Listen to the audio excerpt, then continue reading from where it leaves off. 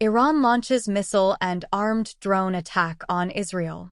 Israeli officials say most projectiles have been intercepted after retaliation for consulate strike.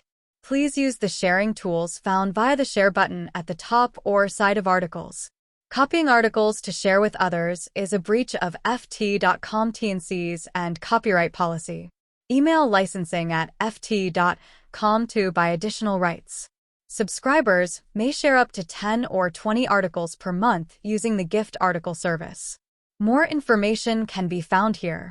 https://www.ft.com/5096429-5EB5-4D0F-852-5-5E60C3B35448.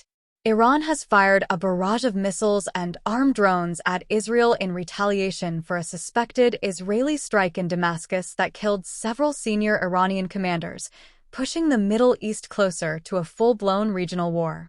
Just before 2 a.m., Israeli time sirens went off in Jerusalem, across southern and northern Israel, and in the occupied Golan Heights. Skies over Israel were lit up by incoming missiles and Israeli air defense interceptors.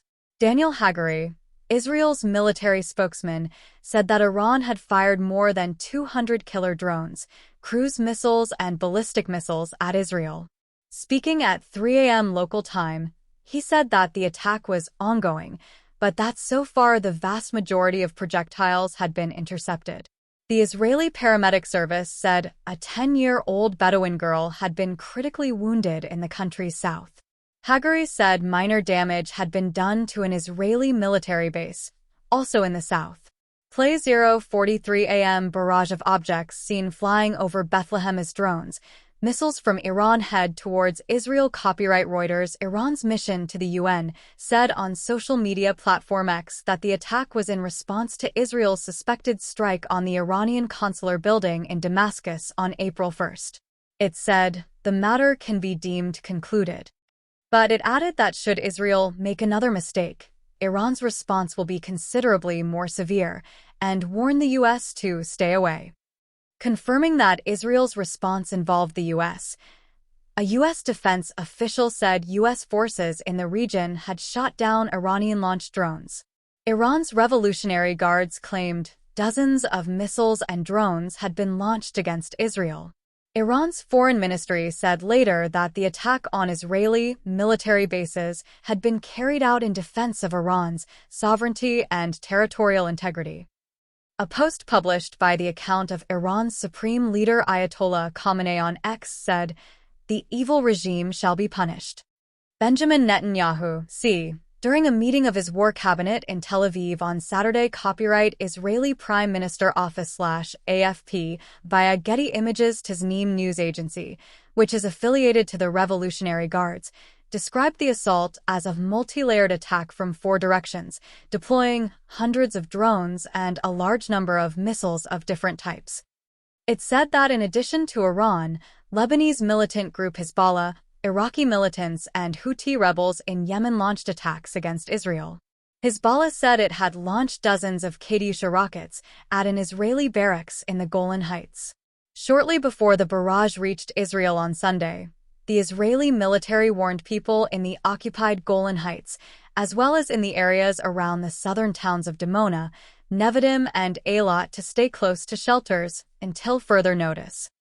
Israel's suspected strike on the consulate in Damascus was a significant escalation of the hostilities that have engulfed the Middle East since the war between Hamas and Israel erupted in October.